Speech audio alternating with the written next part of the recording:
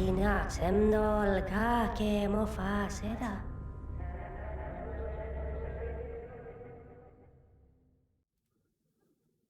Am I live? Volta is here to talk about their rapid acquisition of Fade, and we're going to talk about red versus blue, among other things. Welcome to Talking in Stations. I am Matterall. In this episode, we're going to see about a different war than everybody's talking about. Most people have their attention on the south, but we're going to go north and see what's going on up there. And we've got some people to talk about that today, as well as all the other news that's happened in EVE Online. So let's get started. On this panel today, we have our experts, Elise Randolph from Pandemic Legion. He covers nullsec, Alliance tournaments, and EVE history. Hey, good afternoon, everyone.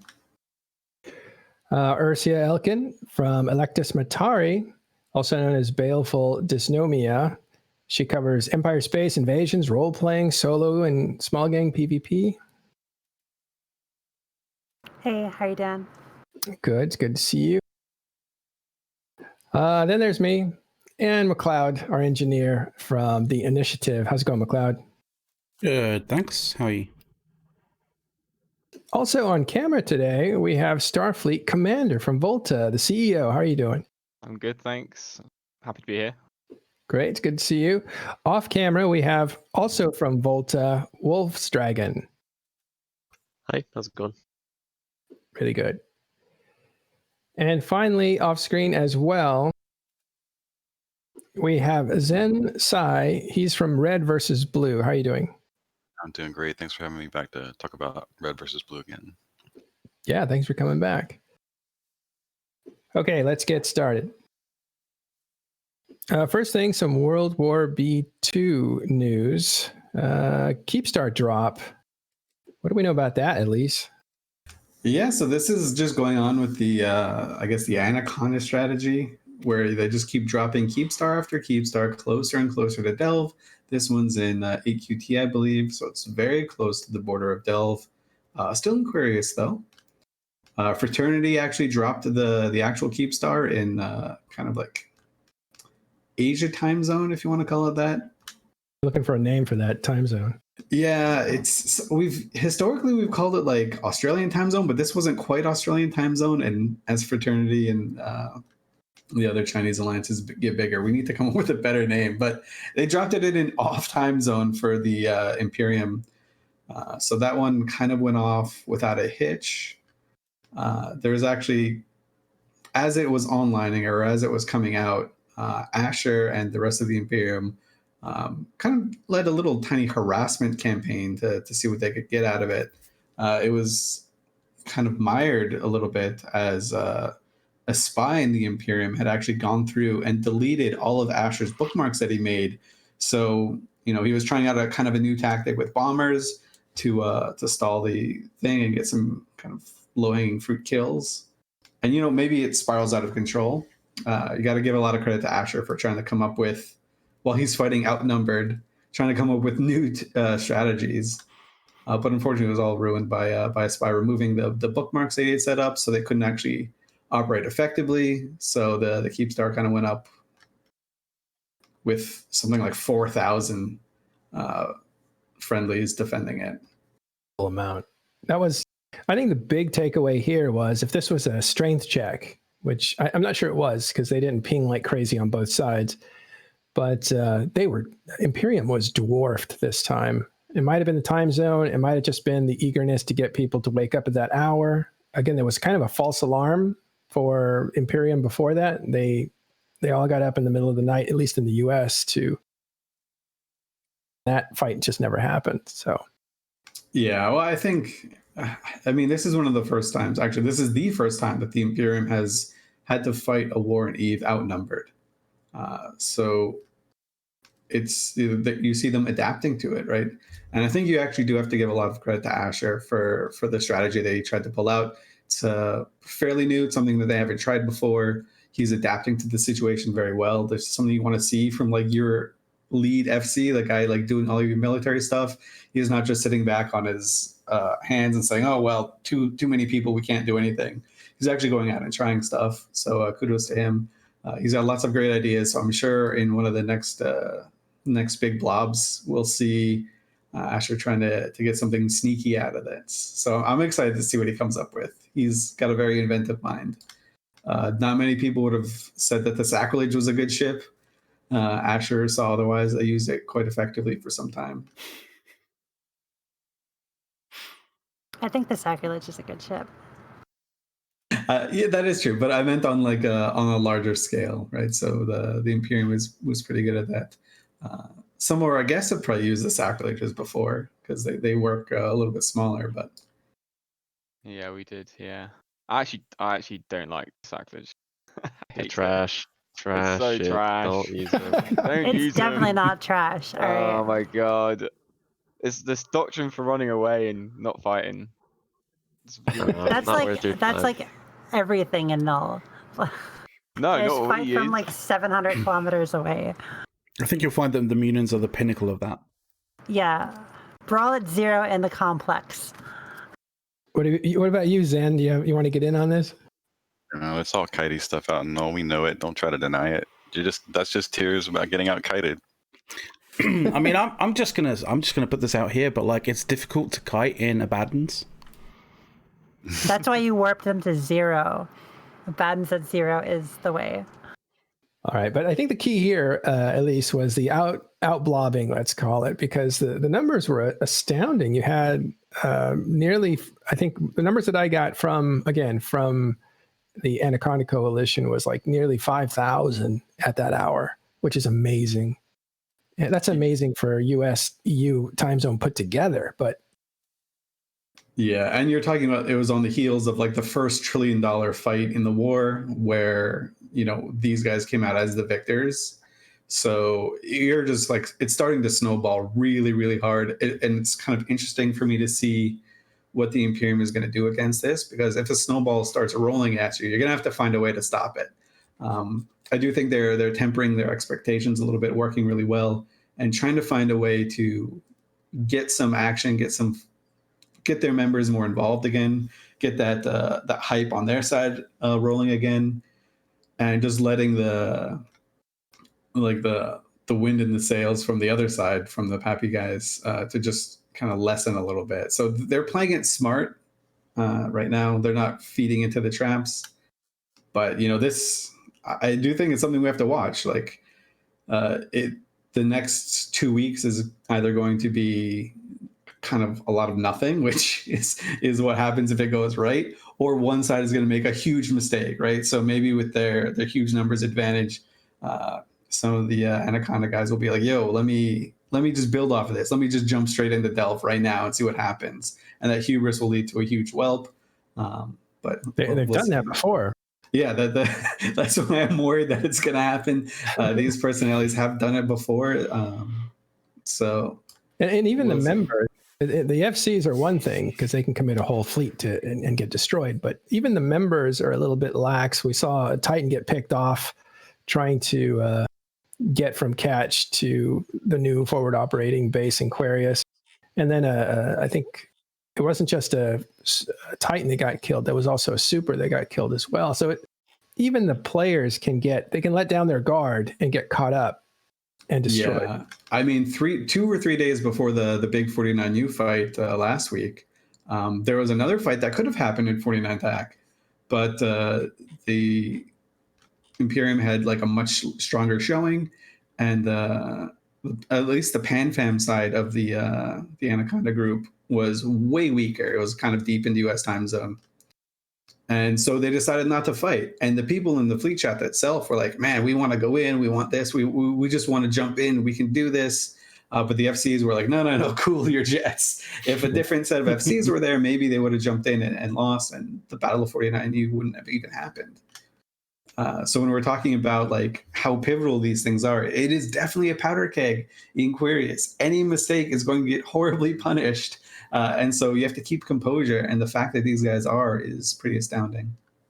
Yeah, that go either way, as we know. So this is a new phase of the war because this Keepstar is right there on the border of Delve and Aquarius. This gives the Anaconda coalition a jump range into Delve for the first time. Not just NPC Delve, but like Delve proper. And I think this is this when the constriction begins, or is it already started? I think the constriction's been going on for a few months now, right? So Couriers, you're getting nothing out of that region. Fountain, Imperium have taken back Fountain more or less, but they're not earning ISK there, right? We saw in the MER that the numbers are way down in Delve. And that's just the strategy. Strangle it out, hope people will leave. People haven't started to leave yet from the Imperium, which credit to the Imperium, they're managing expectations incredibly well. They're managing their members incredibly well. So I don't think that's going to happen. But anything can happen right now. Yeah. With just sitting right on the doorstep, right? And we're talking about literally the doorstep. One jump away from 8QT is Delve. Yeah.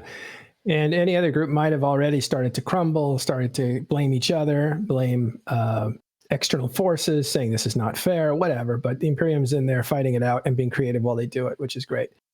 I did an interview with the author Andrew Groen about Empires of Eve Volume 2. And it's remarkable. If you want to learn more about this actual war that's happening right now, you need to read this book because there's so many parallels and so many echoes of what happened in 2010 through 2014. So we're going to play that video. We're going to play that interview. It's 2.5 hours right after this show, and we're going to put it on podcast as well. So you guys will be able to hear it. All right. Anything else there, Elise? No, there's been a lot of fights. There have been a couple of funny moments. I think some people got friendly PDS'd, which I would have I've seen Brave do that before a long time ago, but I think the Imperium did it this time as they're trying to clear up bubbles. What is friendly PDS'd? So there's on larger citadels, there's a PDS which kills small things around it. Is it point defense system? Yeah, that's what it's called. Yeah. So if you're around it, then you're in. Yeah, essentially that. And so the Imperium had baited some of the Anaconda guys in to PDS, but they also had tragically some of their own fleet there as well. So that was a little bit of a mistake. But other than that, there's just been a lot of action going on in the area. Everything from like people camping gates to people taking out 40-man fleets against one another to like the bigger fights. So it's really running just every type of PvP possible in this entire region. There was a fight this morning / afternoon, between in 319 and DTech 3 as well that happened. Yeah, and I think there was a Fortizar, another faction Fortizar went down in there too. I think days ago. It was a retiree was being dropped, I believe. You're talking about the fight that you were mentioning, right? Yeah. Okay. That honestly, literally happened this afternoon. The last few times I went there diving and I got connections to Aquarius, it's actually seemed really, really hot in that area. Like not even just the people fighting the war, people like me who just show up and try to shoot both sides for like content. So like I think the last time we went out, we jumped in Aquarius, and then there was like immediately a fight on the other side of the wormhole, like because they were just coming back in, and like we like whelped and then came back, and then there was like another different fight in like the same system. So it's actually seeming kind of like a war zone, whereas like when the thing first started and we were roaming, we were like, oh, so this is the war we've been hearing about. I just don't see anything. Now it actually kind of feels that way in the area.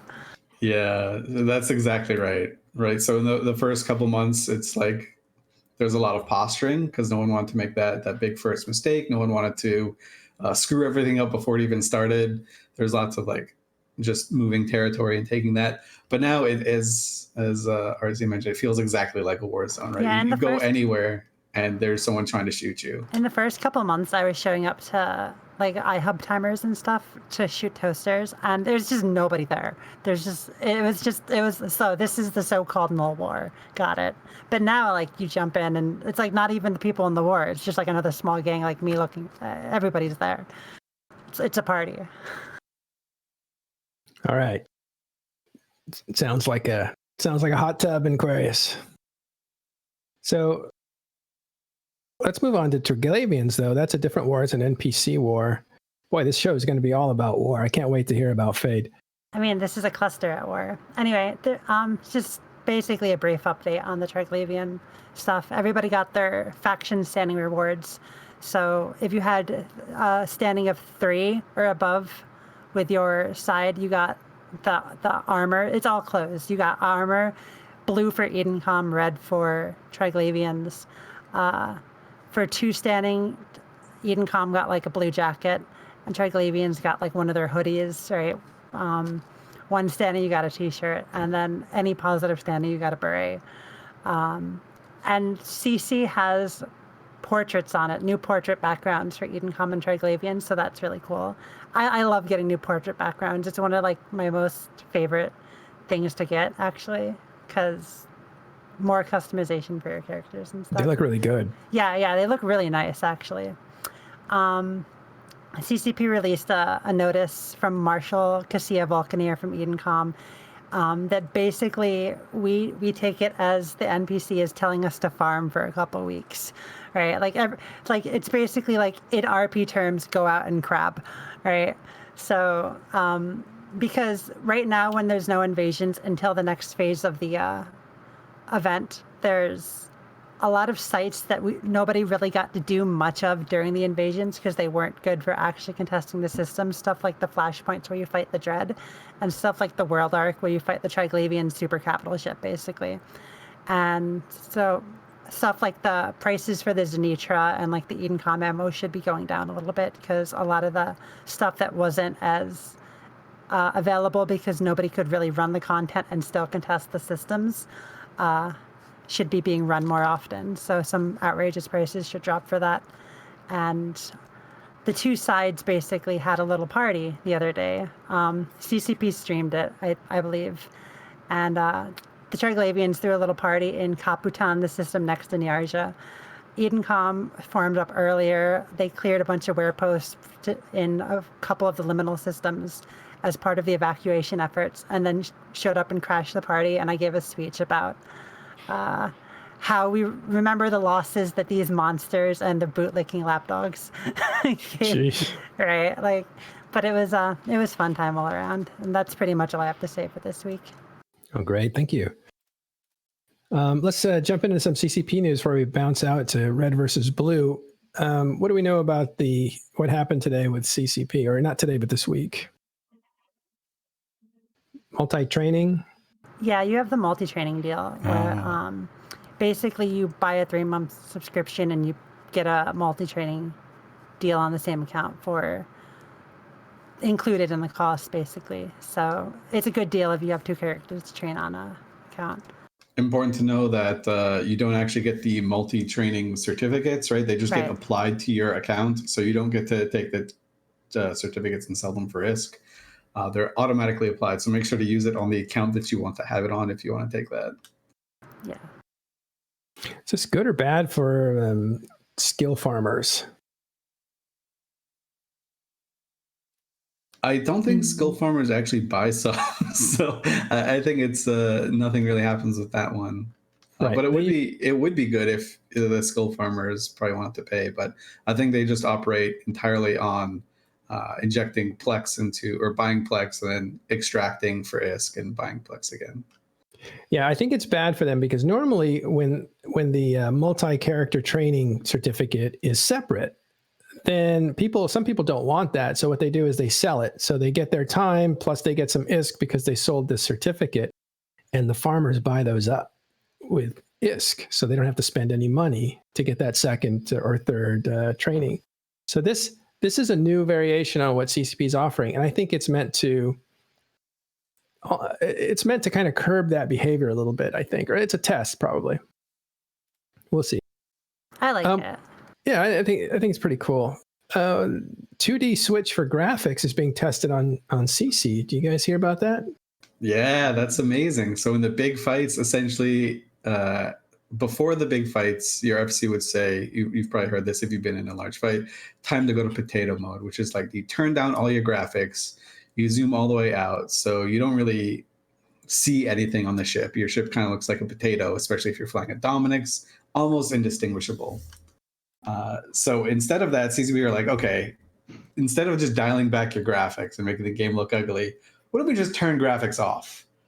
There's no ship environments, no space environments, nothing. You just have a black screen and your overview and just your HUD and everything like that to decrease the lag and stuff like that caused by the big fights, especially for people who multi-box, right? So if you're in a big fight with 2 dreads on a Citadel grid with 1,000 people, 2,000 people, you're probably burning like 16 gigs on each of your clients. This is meant to completely shut that down, so you can maybe have more responsive clients, maybe run a few more, and again, it's meant for extreme situations. I'm absolutely shocked CCP are like, okay, we'll let you just turn off the graphics of the game. Surprise, right? Yeah. Zen? Yeah, you guys look pretty young, so you probably don't remember what we used to call MUDs, multi-user dungeons, back in the day. And I used to play those back when I was a lot younger. And Eve always reminded me of a MUD in a way, but it just had graphics. So it's kind of funny because if you turn the graphics off, you're basically going right back to the MUDs from back in like the 90s and stuff. It looks vague, very familiar. Yeah, like there's a lot of stuff about Eve that actually reminds me of MUDs. Yeah. This is kind of true especially in like the RP community, where we have like we have chat rooms that link to other chat rooms and they represent physical locations, and it's just like a MUD. Yeah. Like me goes to other room. Yeah, MUDs were all text-based. If you're not familiar with it, it was like MUDs are great. Have fights and stuff, and it would show you the math of like how your fight was going and spamming it across your screen. It was very weird but cool. But now it's going from outside of the text into the actual space part. But now we're going back to the all text thing again, right? With the 2D thing. Is it just MUDs or is it Excel too?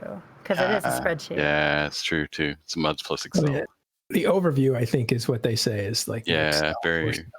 Yeah, isn't the overview all there is in the 2D mode? Combat log, right? Yeah. Well, I consider this flying by numbers, right? Like if you're a pilot in real life, you can fly by looking at a horizon and you can kind of eyeball some things. But if you're in like nighttime and there's no markers on the ground, you're flying by numbers, I think. You're not looking out the window, you're looking at your controls. Instruments only, right?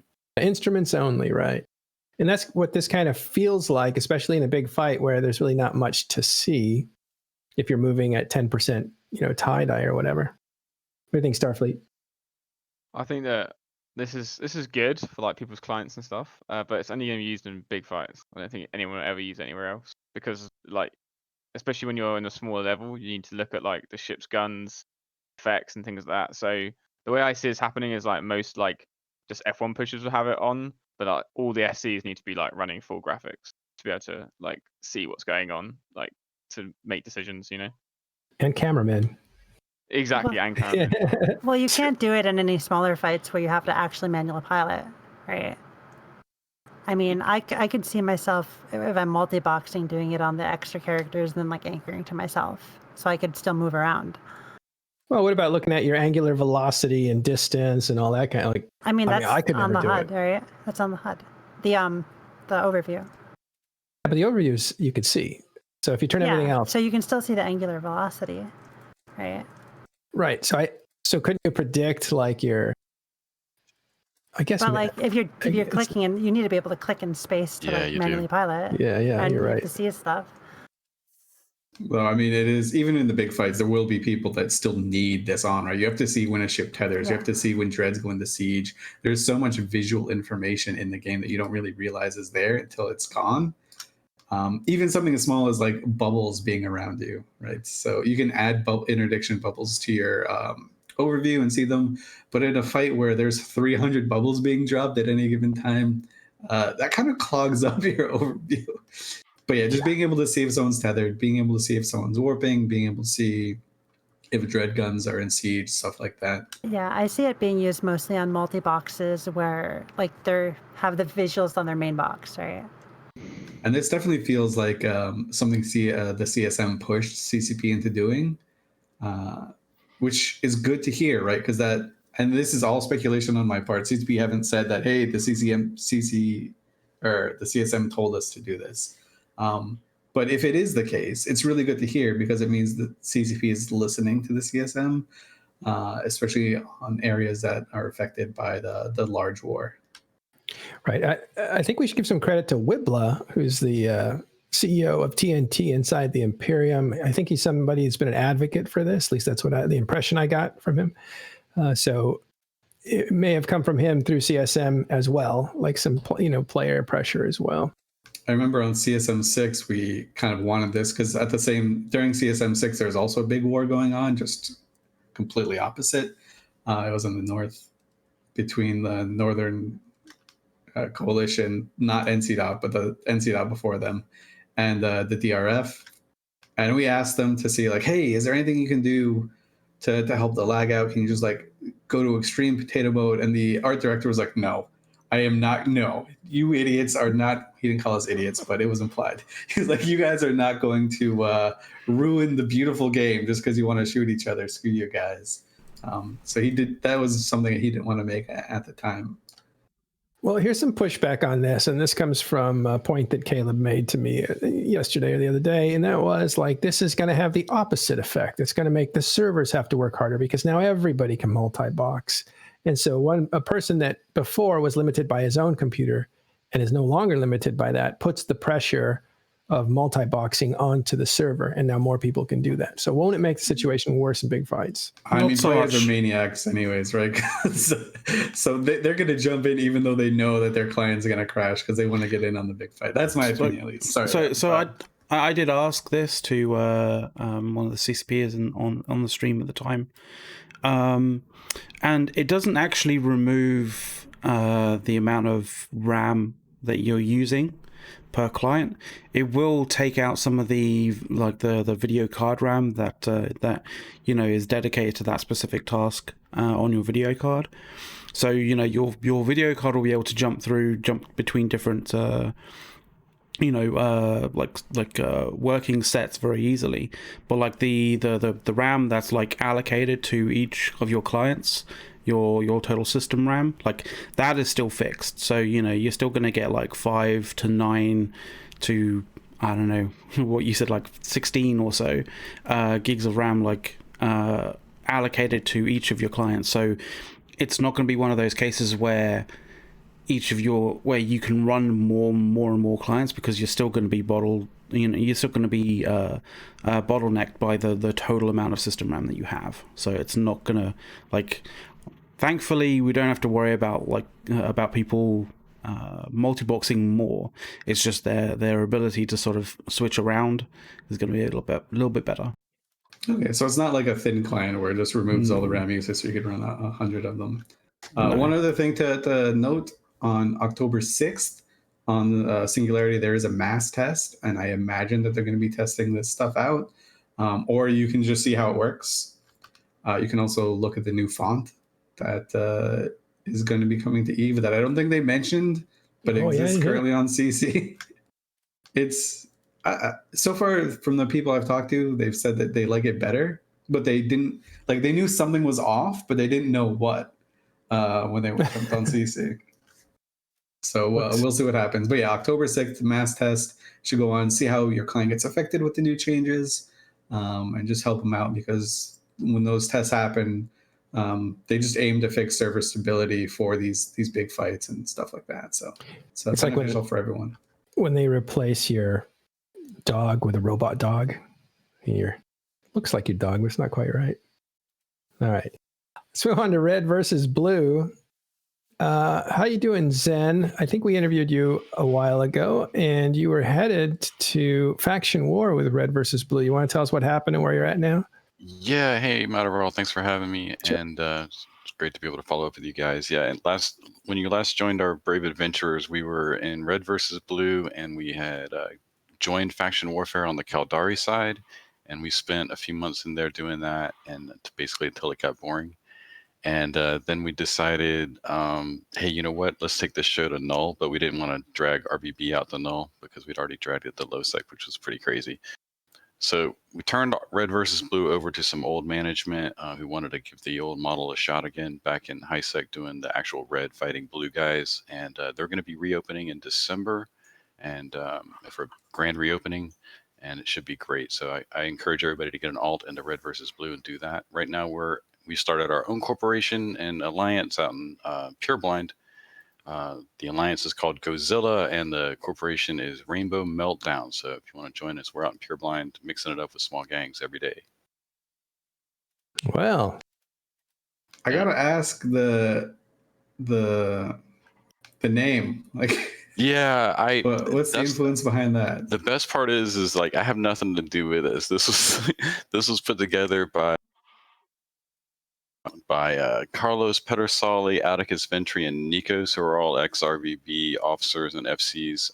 So the best part about this whole venture is that I'm not in charge of anything anymore. So I was chairman of RVB for about 18 months, and that was plenty of leadership time for me. It's great to be back in small gangs, just being an FC and a line member. So I have no idea where the name came from. They came up with it, and I asked them to, and there was basically silence, and I don't know.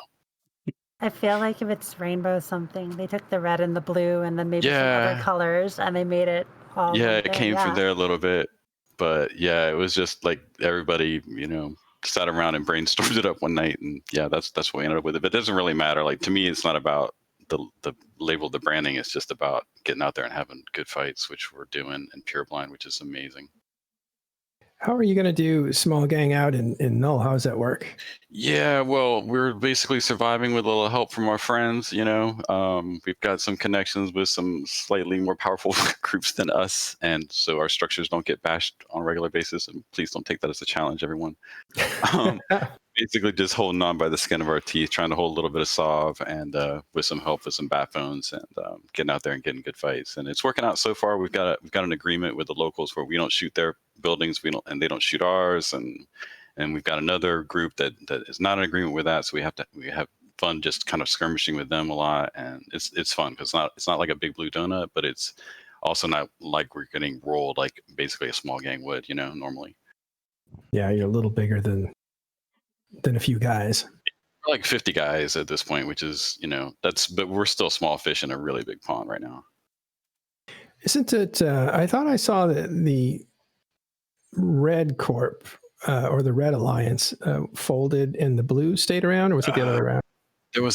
Apparently there was a small accident, like they changed over the holding alliance, and then they didn't have money in the thing to pay the bill, and so the word dropped, and that was a big moment for RVB. But thankfully, I was long gone from so nobody gets to point the finger at me for that one. I might have made my mistakes, but I didn't end the forever war.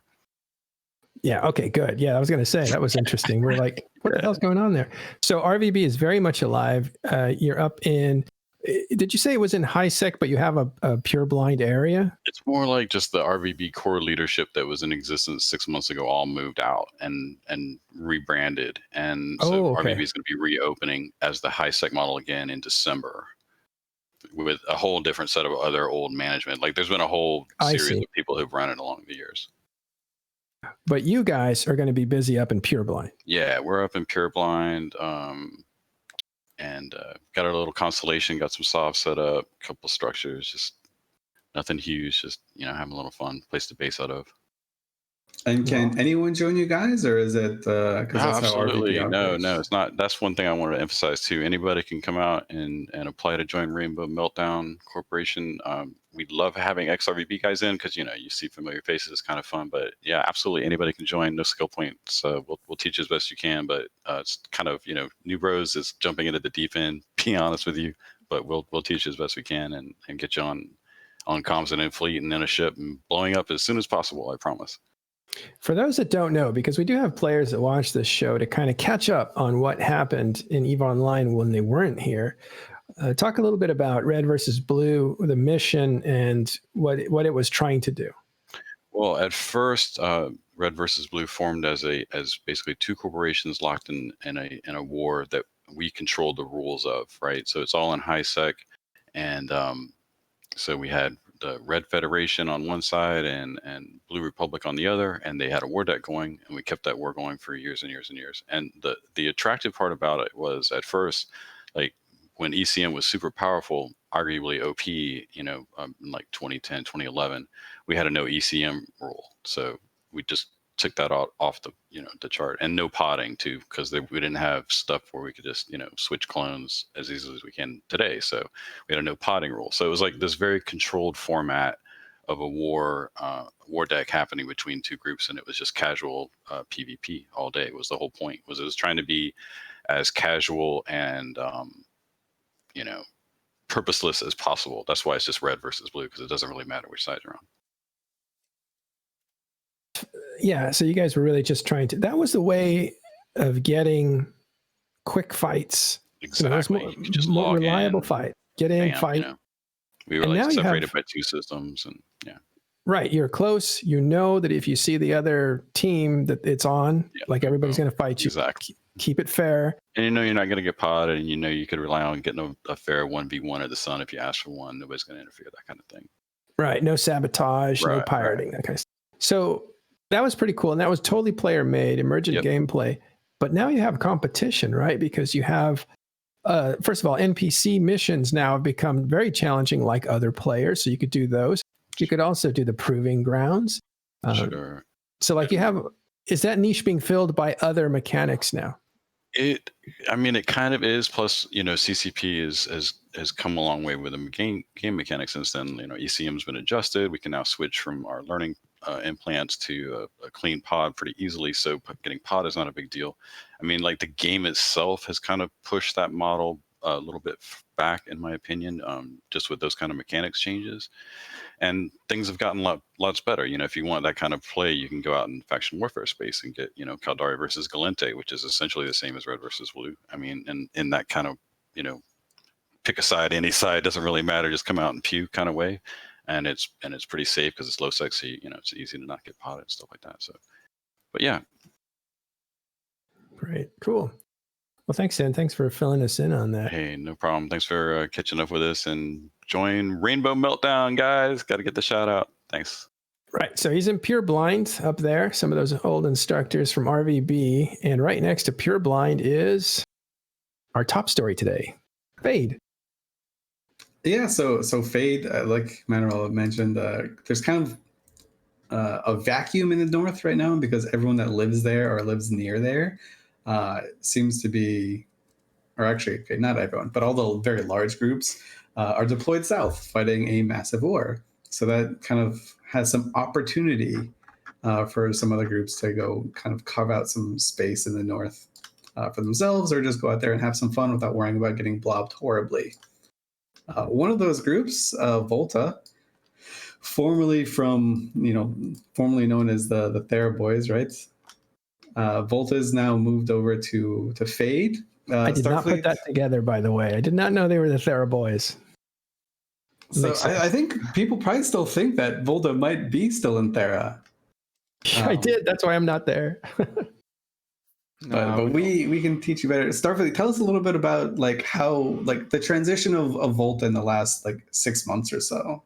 Yeah, it's been. I'll speak and then I'll get Wolf to chime in later, because actually Wolf's actually quite a relatively new corp. He's been with us for the last Wolf 5 months. You've been with us 7, I think. 7. Oh, okay. So no, yeah, we left there about a year ago now, because of various changes to the game and ship changes and stuff. So it just made Thera unattainable for actually content creation.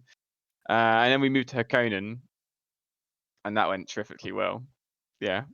And then that was great. Just the best times, man. Good old 800-man horde fleets and going to kill our forts, and that went well. And then we had Origin with us, and Artist Q and Israd, and then they all left for various reasons. And so at that point, Volta, everyone thought Volta was dead. Even on this show, you all said we were dead. I'm sorry. We're never dead. We can't die. We're already dead. And so we had a few little scraps in Hakonnen towards the end, didn't we, Wolf? Before we left. Yeah, we tried. Basically, the way that Hakonnen went is we had moved there, and we had a USTZ at that point, so that made fighting USTZ groups kind of tenable. We could actually show up and fight sometimes. And then when USTZ leaves, it's kind of hard to be in a USTZ area with a primarily EUTZ alliance. So we did try to create content. We made like a big like last push for content basically against some of the other EUTZ groups, and then also trying to pull some of the USTZ groups into our time zone, which did work, and we got some good fights. But it's just so inconsistent that it wasn't really worth the time. Yeah, so we thought that because in Vale you got Tribute as next to it as well. So Trig, TP, and Boom, I think they all like work together at some point to like hit us and kill us. So we just thought let's look at somewhere else on the map. And there was this giant green, thing on the influence map in the top left-hand corner, which is pretty, this alliance owns 3 regions. That's a bit odd, isn't it? Well, At the time we looked and it was 76 actives for 3 regions, and so we were kind of like, seems tempting. Let's see what's going on. And then we looked even deeper and noticed that an entire constellation didn't have iHubs. So that was pretty enticing. So then we drew up. Well, actually, I'm not going to take credit for this. Actually, it was like, whose plan was it, Wolf? Was it? So this had stemmed from a plan when Volta was doing not so great in Hakona, and my corp, like any good corp, had a backup plan basically. And the backup plan was like, all right, if Starfleet says like, no more, we're done, what we'll do is we'll talk to Conifers and these other groups, and we'll see if they'll allow us to reform an old alliance we had, and we'll just move in. But I only wanted to do that if Starfleet was going to hit the eject button, because we really enjoyed, because Volta quality fleets are really good as an FC. Like just having so many people willing to step up and do things and do them well is just such a nice thing and rare thing to have. So basically, there was a guy in my corp who had kind of suggested the backup plan, and then we were talking to Starfleet about like maybe possible avenues for content for Volta, and I kind of suggested like maybe we just go do this instead.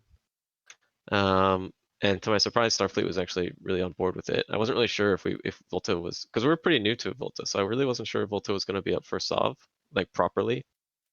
And Starfleet was up for it, and a couple other guys were up for it.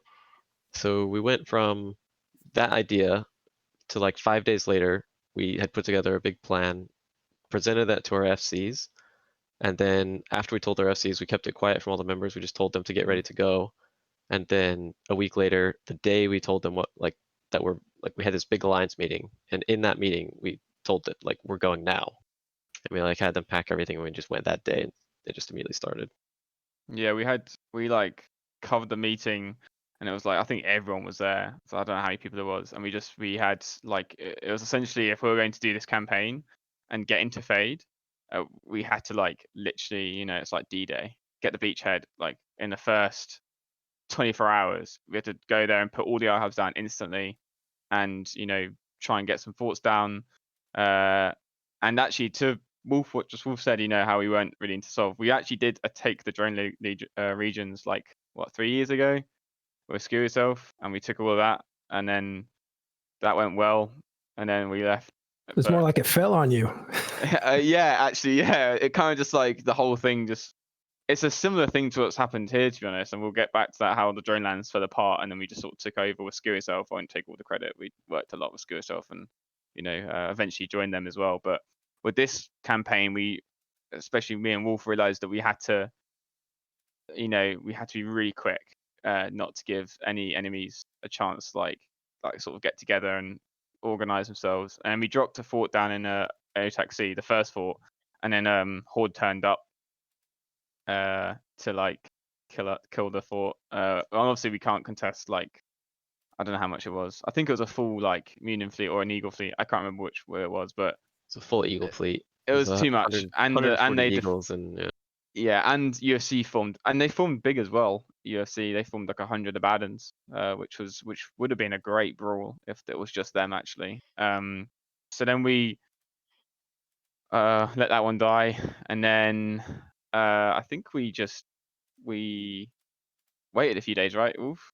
Well, so it's important to remember, like when we moved, like because again, we told our FCs 1 week out, and then we moved that day, and so like we were still doing move up stuff, and we had dropped all the iHubs, we had dropped the Fortizar, and then people were just like finishing up. So that second day, we had a big max form where we had to stand down, unfortunately, and not get a nice fight. But the fort died, And at that point, we were kind of like, okay, well, that's not great.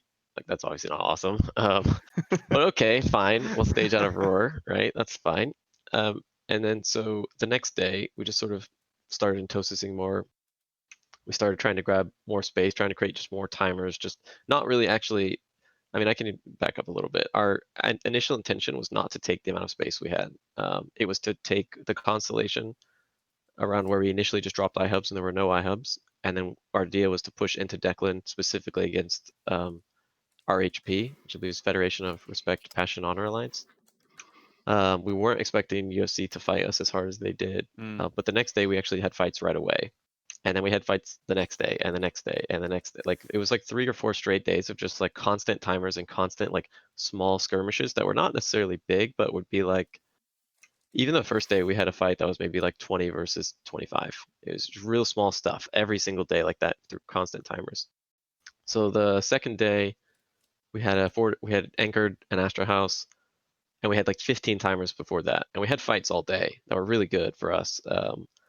And then the Astra House came around and we kind of just lost track of it in terms of timers. It was just a Colombia Astra, but UFC formed up really strong again.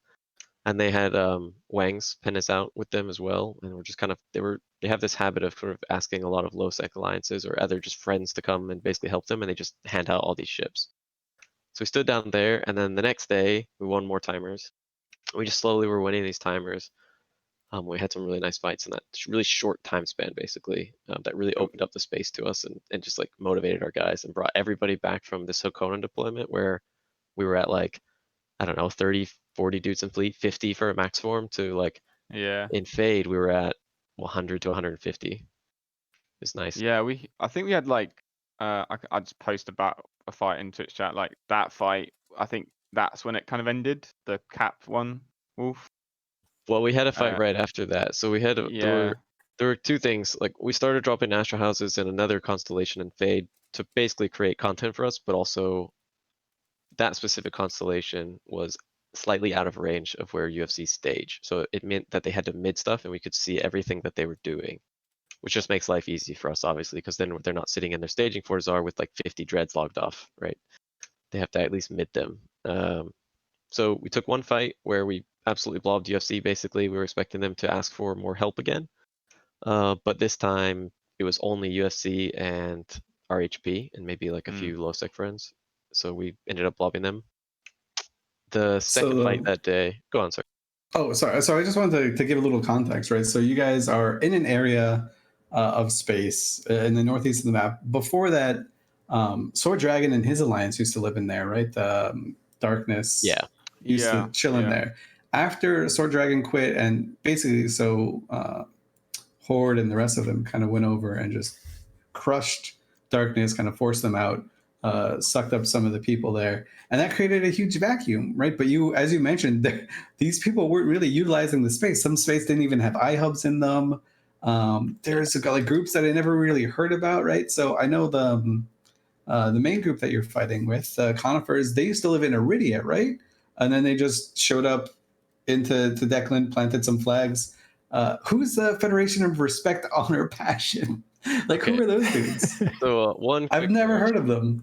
Yeah, one quick correction for UFC is they actually came from Syndicate, and then they came over to Pureblind quite a while ago. They've been here a while, and then we're harassing GOTG for ages. Okay. Yeah, but RHP, as far as I'm aware, were part of GOTG, and they just never left. Like when you guys rolled through with PanFam, they just stayed. They just stuck around. I think they've always been there. They've always been there. Be it in RHP or in other alliances that have been there. I think the main thing about this campaign, because it basically took us 8 days, right, to like completely win, right, Wolf? Yeah, roughly 8 days. Yeah. And you know, there was an incident a while ago, which we'll get a couple of days. No, was it a couple of days ago? Wolf? I can't remember. Which sort of resumed our like war against UFC due to some Athenors being shot. But we it was more of a sense of like these guys own way too much SOV for their size, and like Wolf said, like we didn't even want to come in there and take all the SOV that we currently own. it was actually just meant to be the Central Fade Coalition and the Dead End Pocket. But then it just kind of just sort of, as it does, kind of spirals, right? And you just end up taking a bit more than what you want. But also one of the things that I wanted to make sure when we come here is like, I don't want to like own, hundreds of systems and barely use any of it. That's why we like, when we arrived here, we made, Pureblind basically like a free for all. Like, I don't want to own anything in Pureblind. And I think that since we've come here, the region's activity has like, I don't know, tenfold increased. We've got 5-6 small alliances in Pureblind now, like living, and you've got Banders, XCOM, Trailer Park, you've got SMA, which are under new leadership coming back. Really? Give them a shout out. Yeah, they're great guys. We're sort of helping them, just getting a bit set up in there. Just so we're not blue to them, but it's just great to have people living and actually trying to do something. And you've got like Godzilla, and am I missing someone? Scum as well. Yeah, Scumlords. Yeah, so one of the things that we noticed, okay, so when it was 3 regions, we had actually had some experiences where we had filamented with maybe like small gang, and it ended up taking us to Fade or Declan, and there was like 3 regions of just dead. Like it was all just dead, empty, soft. It was not fun to roam through. Yeah, I but wanted to weirdly, mention. I'm sorry. Yeah, go for it. I just wanted to mention that Godzilla was fighting RHP for a while there, like about up to about 2 weeks ago or whenever it was that that Cones got pushed out of the area. RHP immediately got pushed out of the area too, and they were replaced by a group called XCOM. And we've been fighting them ever since. They're right next door to us now. And it's a lot more fun because basically RHP, what we were seeing, we were just hunting down their farmers. They were just farming in Ishtars mostly and mining. So it's cool to have other groups come in and push that kind of content out and get small gang content back in. It's awesome. yeah, definitely. And it wasn't something that we thought would happen necessarily, but because again, when we moved into Fade, we weren't expecting to touch Pureblind at all. But then suddenly, all these groups, Godzilla was already there, but all these other groups basically came and were like, hey, can we have space? And we said, well, if you can take it, we're happy to see you guys there. We won't touch you. We don't want to evict any small groups, really. We just want content in the area. Shout out from Godzilla to Volta, by the way, for not wrecking our stuff every day. Appreciate it, guys.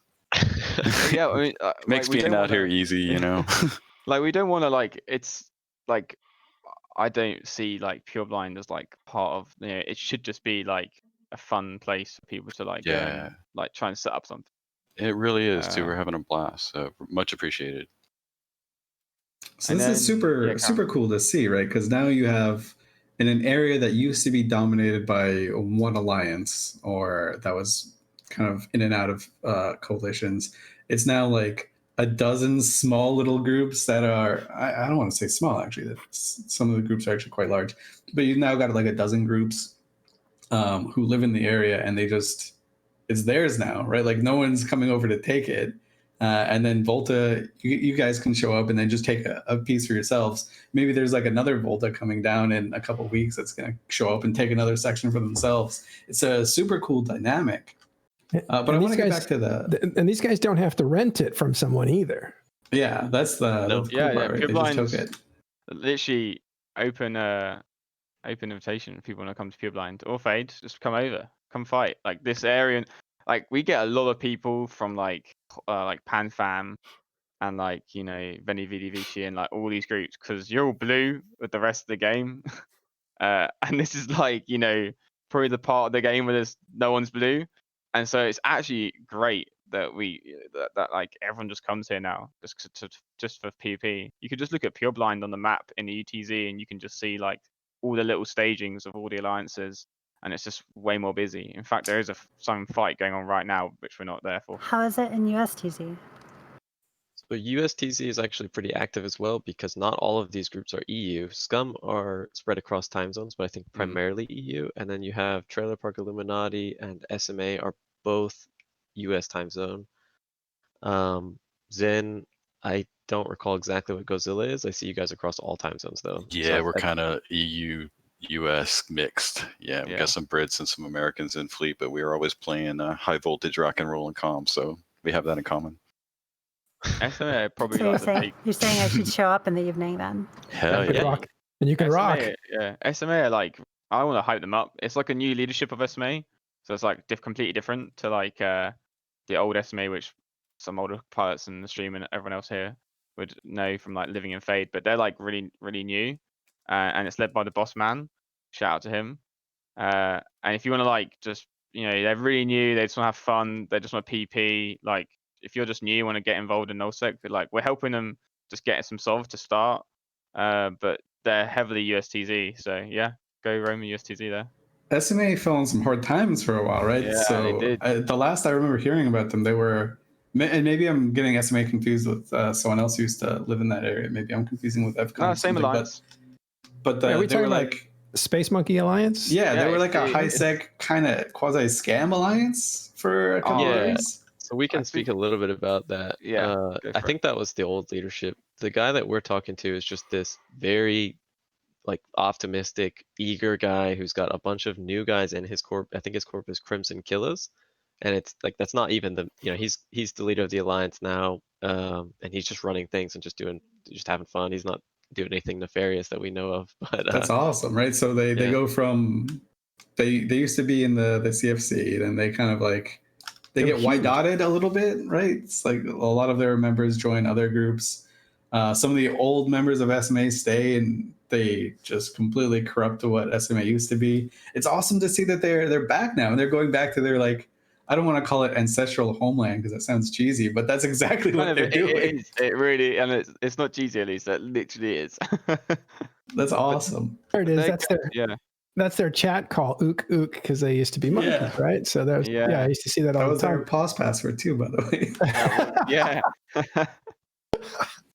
They're good guys, and like we're pretty happy and that they're like moving in and stuff. And then you got Banders and XCOM as well, like as Zen mentioned, like they're like in Pibline as well. So it's pretty busy in general. And then you have Super busy. Fade, which is like I guess our holding, and then parts of Declan is our holding. But feel free to come to Fade. We'll definitely fight you.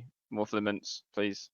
So I kind of want to just jump back real quick to you guys accidentally a region, right? So you just kick the conifers out. They more or less collapse in 2 weeks. You go from 0 systems to 40 or something, right? What are the scale of these fights? Because I think that's probably something that people forget can kind of exist in the game still. I think like Wolf, you can touch on that. So I found some battle reports just so I can kind of show you kind of what we were doing. So this would be like this battle report would be day 1. I just posted that in the other channel, but it'll be like day 2, I think.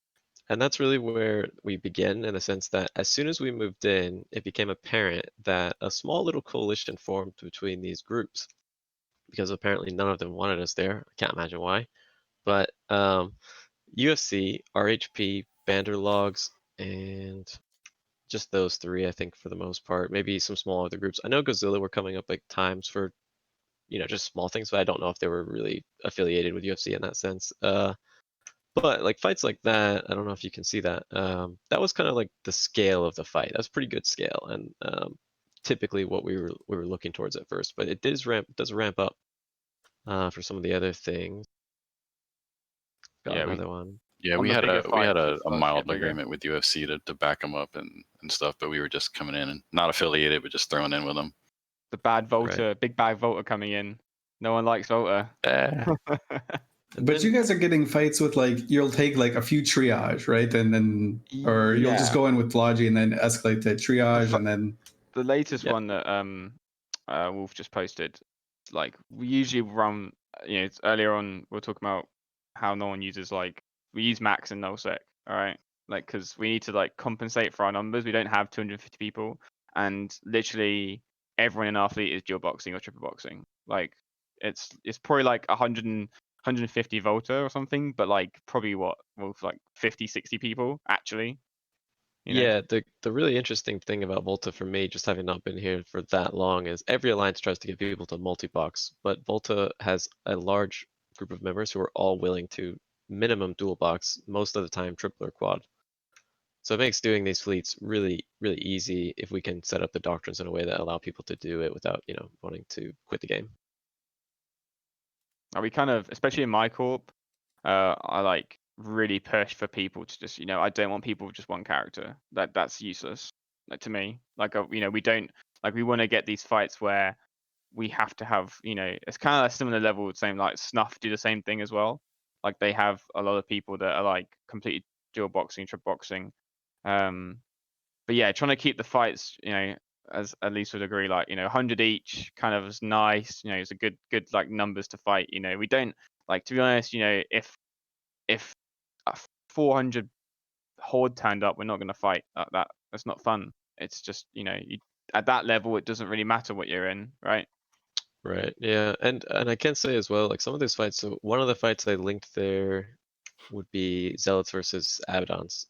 I can say very confidently that Zealots are not really the best choice into Avadons, and we were out of range of our caps, and we only had one Astra up in a constellation, and we had to mid our caps to sit them on an Astra, which is a touch risky at times.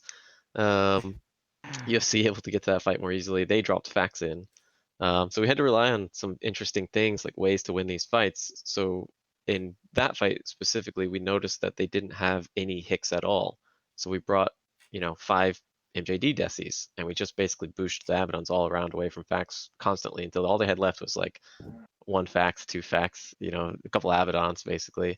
So it's fights like that were just so enjoyable, like just such a fun time.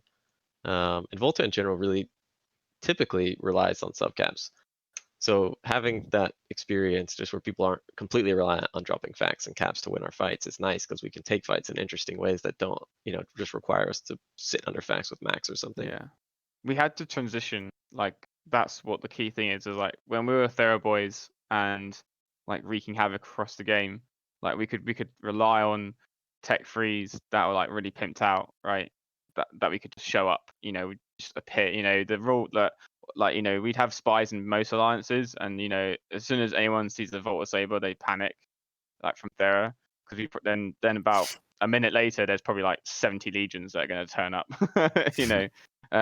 But we don't, that's all gone. So we had to really change like our entire like doctrines list and really focus on caps as well, and like faxes as well, because we don't have, it's different when you're fighting head to head with like other groups that are just pretty comfortable using caps. So that actually took a while. I'm not gonna, it took us a while to get caps and stuff, especially in the Haconian. Would you agree, Wolf? Like, it took us a while to like get to the level of the caps that we need. And I guess we, yeah, go ahead. Well, one thing I was going to point out about Hakonin is, although it wasn't a success in terms of, like, it was a completely different deployment in terms of how we treated our members and how we, like, in terms of what we told them in terms of goals and things like that. But one of the things we did ask them to do was get caps. And without that Hakonin deployment, if we just went straight into Fade from, let's say, Thera, I don't think that it would have gone as well, because we wouldn't have had cap superiority in EU the way that we wanted a lot of times. So it would have been much more difficult for us to take these fights at times, just because occasionally we did need caps to actually, deal with these fleets. So it was kind of a weird setup in this way that it was sort of a failure, but it also, we came out of it so much stronger, interestingly. And also, Karen, please. I was going to say, the one thing I like looking at these battle reports is it's kind of like a throwback, right? You have battleships versus hacks, and I wanted to say, Godzilla's been doing a lot of that too, and we're seeing Caracol fleets, Ferox fleets, Brutix fleets, like lots of VCs and cruiser fleets, and with Logi. It's been really cool. And it does seem like the north and the south are like just complete polar opposites of one another, right? You have these big, huge blocks going to war with each other, where maybe an individual pilot can't really make a difference. Then you go to the north and there's these tiny little, I guess, fiefdoms or whatever, and you guys all trying to get the max out of every single person. Like, you have to take Fax because you can't afford to take people in Logi, right? Because you need the humans. Yeah, that's literally what it is. When we did some bigger fights, especially what got the guys in the stream watching right now, we need, like, we don't have enough to spare for Logi. For, like, we can't have like 8, Guardians. We need 8 more Mac, and we'll have to run faxes. And so this is a play style that I think a lot of people thought died, right? So, like, some of the more notable alliances, like Black Legion, they're gone. They're gone for now. They'll probably be back. I'm sure Wolf is just waiting for SFC to kick them out so he can kick it up again. Hey, we'll go back as well. We started trying. I get War God back, and we'll get Super Twinkie back, and we get all the old dudes back. You know, there was a meme in the old, like, there's an old Tri group and the old Volta group which has like Darkness and Super Twinkie and War God and a bunch of the old people. And there was a meme about if we took VFK, they'd all come back, but they haven't come back. So that was a shame. Didn't happen.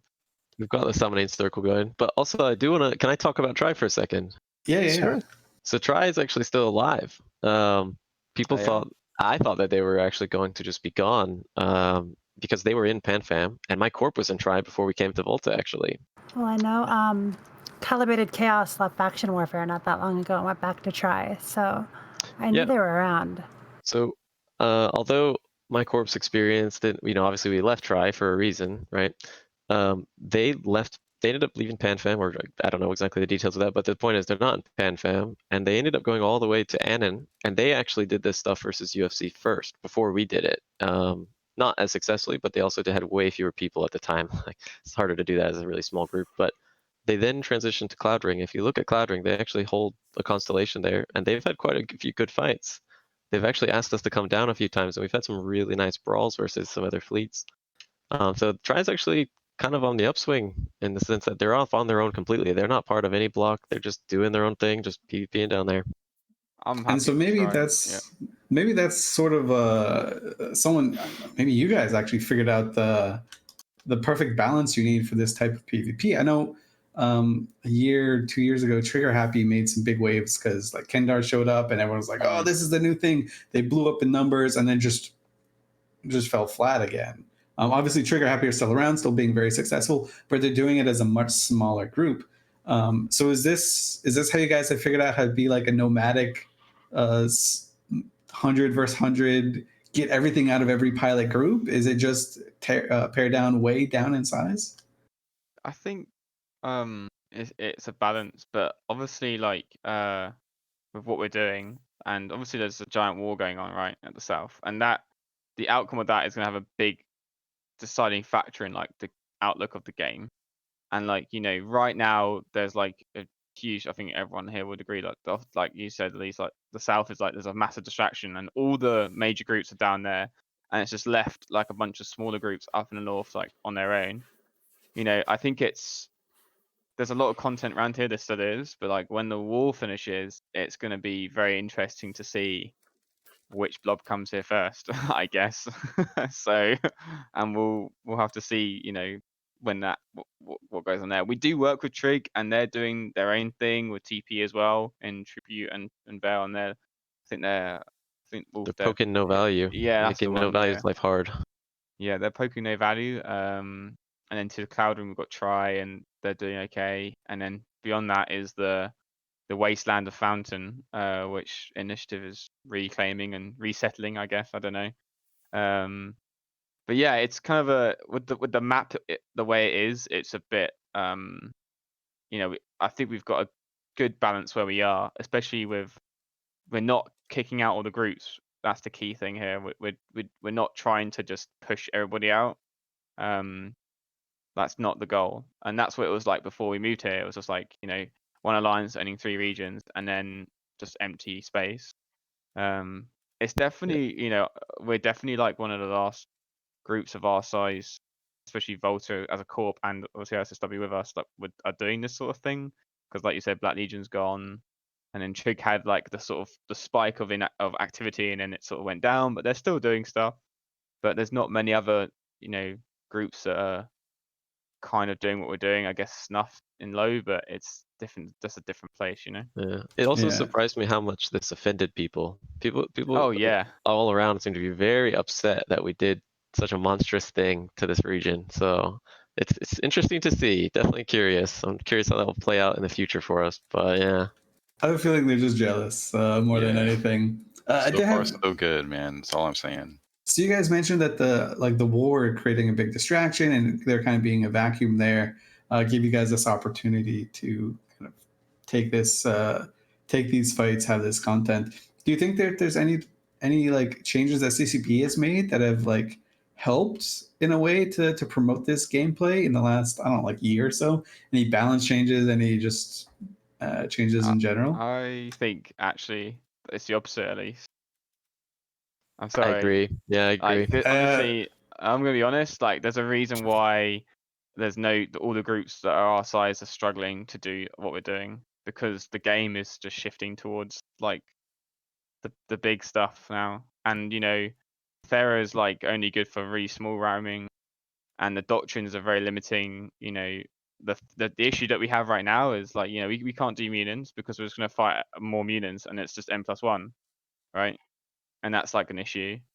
And then you have like the fact that if you can't field 250 people, like we couldn't fight Goonswarm. There's people who are saying that for us to go and deploy against Horde, and it's just like, well, what are we going to do against 800 people? Like there was some other stream or something, and it's like, oh, they should just deploy against Horde, and why are you being scared and going to the north and go deploy against I have an tanks? idea. Have one pilot make fun of him and then run in one direction. And then they all chase him, and then you guys attack from behind or something. It's ridiculous to think. Yeah. So one of the things about Thera as well is with the mineral changes and things like that, with people not being out in the Anom belts as much. We actually didn't leave Thera. I think Starfleet said a year ago. We left like maybe 4 months ago. It's actually crazy how fast this Really? deployment was. Oh a my success. god. Yeah. We were in Hakona. I'm so sorry. That was so wrong. We were in Hakona for 3 months. Oh god. And then we've been here for just like this last Thursday was when we told our FCs. So That's what about less happens than a when you go month. into Sov. It feels like eternity. Yeah, it feels like Yeah, forever. you get a bit of a pass because of like global pandemic. Everything feels like it could be a year ago. I was on Right. furlough as well. Yeah. So, like I was like wasn't working, so this was like one long 3 months of Yeah. just like, oh god, it's not really been that long. Oh my god, it feels like Because forever. when my corp had joined, we joined and we were in Thera, and it was okay, and then it got real bad, and my corp was dead. But I told you to sort that out.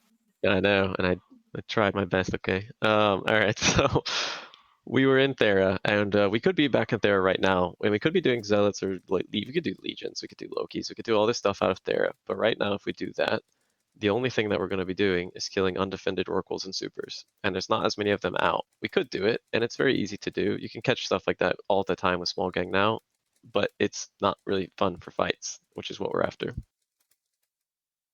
Yeah, the quality of fights that you guys seem to be getting are just like top notch, like, and they're like super lopsided at times too, right? So that shows lopsided in terms of who wins and who loses, not lopsided in terms of numbers or doctrines, right? So Right. you guys take similar ships, and it ends up being like a 90-10 just domination. Yeah. I think it's How does like, that happen? I Like think for people who aren't aware, like how does that happen? global. Yeah, so some of it comes down to some of those battle reports I linked. One of them was Zealots versus Serbs and the Gilas. To keep in mind, those 3 fleets are all coordinating with each other, and we're one fleet. So even though we're smaller by about, I don't know, 2-to-1 numbers or something, it's just the fact is we're a cohesive group with everybody on the same comms versus them coordinating versus, at best, voice chat on Discord most likely, and 3 separate fleets. And so it's harder for them to coordinate. At the same time, I don't want to trash talk UFC too much because they give us a lot of good fights or anything like that. So I'll just be clear in the sense that I think that their doctrines could use some changing in terms of how they fight us, because they were using doctrines that they were using against, I believe, Init and Guardians of the Galaxy, which largely they relied on Avadons for a lot of those fights. The key thing to keep in mind is that Horde was present for those fights. So they're sitting in Avadons and Fax on grid knowing that Horde can support them. Versus us, if they do Avadons and Fax, in that video you see us warping down in Max. When we actually dropped anti-cap dreads, we told them to shoot, Avadons basically, because Avadons with their fit is a 100 MN AB. That means with links they're doing at most 300 meters a second. So when they sort by speed and velocity, and the transversal is not good, our cap dreads actually were alphaing quite a few. We actually thought that people were just splitting damage, but it was actually just caps like shredding Avadons. Anti-cap Yeah, I had to go at says somebody. that. It wasn't holo dreads, it's anti-cap dreads. I was like, why is someone shooting the secondary? It's just Yeah. like one dread like getting a full hit on Perfect them. volley.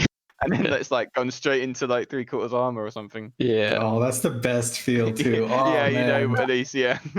yeah. So we had some good moments where basically the doctrines that when all these other corps left, we changed our mindset. Basically, we decided, okay, we need to stop doing Thera doctrines. We need to start doing. Yeah. We need to commit. If we don't commit, we're not going to win these fights. And we got taught that lesson several times around Tokonen. So when we changed our doctrines when we came here, our doctrines were just a really good mismatch versus what the groups in the area actually offer up. So Macarials into Avadons, that is a winning fight for Macarials 9 times out of 10 with anywhere near even numbers. It's just going to be very difficult for Avadons to deal with that. Yeah, and also one thing to remember, like when we do that, the battle reports that you just shown, like, you know, we're kind of, you know, we go in and we're like risking a lot, you know, like. Yeah, we don't know that we're going to win those fights. We're Yeah, just so hoping like, that we set it up properly. We take the fight as best we can, obviously, and try to do what we do, but it's not a guarantee that we win. But when it does, the risk that they're taking as well is the same risk that we're taking, which is that if you commit under facts and your facts die, if you're in something with a battleship with an AB, you're going to lose quite a few. It's just probably the whole fleet, nearly. most likely, yeah. If they have any amount of It's like sabers, at you're going to least most likely lose. at least 50% of the fleet will die if you lose your facts. And in that fight that was shown on the stream, like I was seeing in the video that was shown earlier, like I fully expected them to escalate, and Wolf can agree. They did undock, yeah, they undocked dreads. They just didn't commit them. So yeah, I was kind of, and that's another thing with those sort of fights. And I guess Elise knows as an FC, big FC, like you have to just like accept it, and like you just gotta fully prepare yourself that the other dread bomb's gonna turn up and just get to it, you know. Yeah, that's the one that you can't just get mired in. Oh, what if? How is this going to play out? Yeah, You just have to, at some point, you just have to commit and do it. And it's cool to see like the thought that goes through like during the moment, right? Because people look at this afterwards, they say, "Oh, you just clearly blobbed," but that's not at all what happened, right? Like they came out with something, you escalated, they escalated, you escalated back, and you did it like at such a pace that they staggered a little bit, and before they could come up with a decision, before they could decide to jump in those dreads to counter your dreads, they just lost their batting fleet because they just got volleyed. Yeah. And in that fight, Trigger Happy were there, but they just wanted to come in to clean up and just get some kill mills. The fight was already over before they turned up. I just want to make that clear as well. But yeah, in that fight, as you're watching now, you know, we just bring the dreads in pretty much instantly to just force the hand. Basically, that's basically I wanted to like. And if you watch the video of the comms, I wanted to just basically go in as soon as we landed and killed the inhib, it sign her up, and all the dreads come in. And as you said, like they already lost all the facts died in a minute. That's how long it took. So, and that was like 6 facts, I think. They all just died in a minute. Yeah, it wasn't much time to react. At the same time in that fight, they didn't have their 2 main FCs. The Zealot fight is a better example of us having our main FCs and then UFC having their main FCs there as well. That's a good quality example of just like what those fights can go like with, you know, both groups kind of pairing off, and it just swung our way because we had subcap logi and the MGD decies and their fleet wasn't quite set up correctly to deal with that, and so we were able to kind of come in. The other thing to keep in mind is that a lot of these fights were fights where we were anchoring something, so they have to go in first. If they have to put something on grid first, and we can kind of adjust. And we've got, this is probably something I want to point out, CCP should change, but there should take less time to actually bash these structures, because we have all the time in the world to adjust our doctrines to be able to then just, okay, they've done Avadons instead of Ravens, or they've done whatever. Okay, switch your mids to this. Okay, we go. It takes 5 minutes and we're good to go. We don't lose much time. I also want to point out, like, UFC did put up a good fight, and there was a few fights that they won. Not many, to be honest, but there was a few that we kind of came out of a little bit of a blunt nose, you know. But they did put up a good fight, and you know, especially, you know, it was good fights, and I like, you know, really appreciate groups that just like have the similar mentality of just like, let's just take it, let's just do it, you know. Yeah, like because Zilla worked a lot with UFC too. They're good guys. Just want to say. And as I want to point out, like I said, we weren't expecting them to fight us in EU. We actually thought they would just let those iHubs go because they're EU, and we didn't think they'd want to really square off against us in EU like that. And they did, and I'm really glad they did because it was a ton of fun. So I just have to thank them for taking the fights, honestly.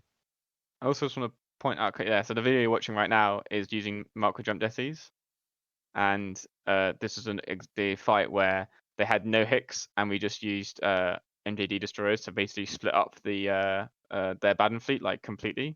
And yeah, so it kind of, you know, it was a neat little trick. Like there's no way we could even break the fact threat for the Zealots we had, but just splitting them up and splitting all the groups up, we just literally lost the objective, I think, right, Wolf? We did. They ended up jumping in. They were committed to killing the Astra. So right at the end, we were jumping off Avadons to basically stop the DPS from killing it because it was only at about 3 or 4% left on the Astra that we were anchoring, and then they ended up jumping into Dread to just polish it off.